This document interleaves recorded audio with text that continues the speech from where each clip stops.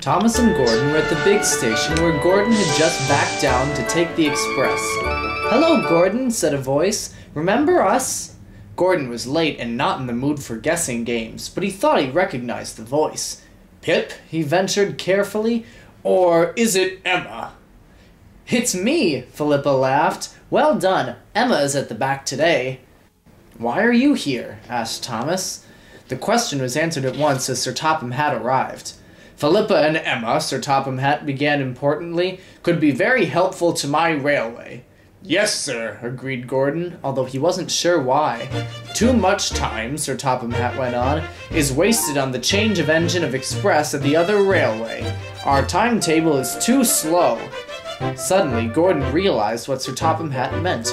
If Pip and Emma were pulling the express instead of me, there wouldn't be a changeover.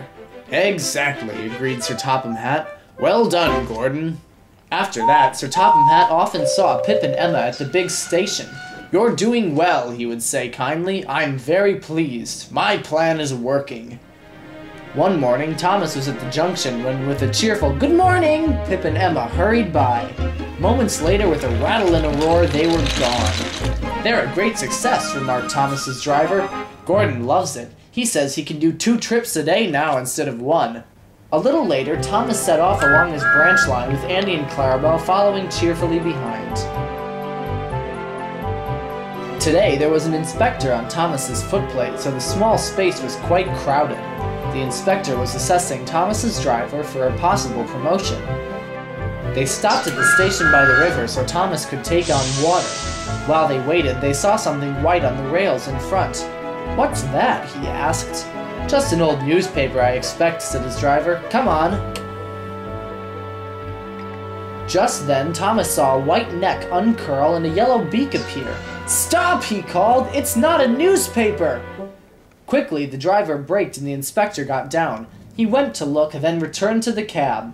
"It's a swan," the inspector told Thomas's driver. "It must have flown into the parapet of the bridge by mistake. Can you come and help, please?"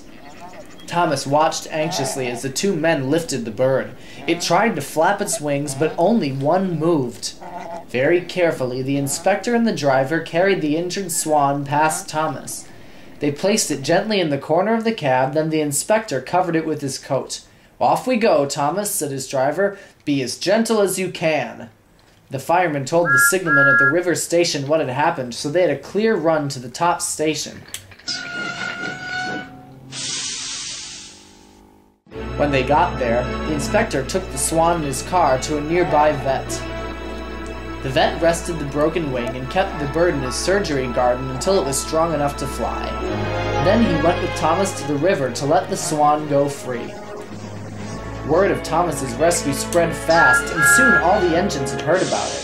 Pip and Emma congratulated him when they saw him at the big station, and so did Sir Topham Hatt. Gordon, too, was very proud. "Just think," said Pip, "if it had been us with the express, we wouldn't have been able to stop." "And now we can add injured birds to our list of passengers," said Thomas proudly.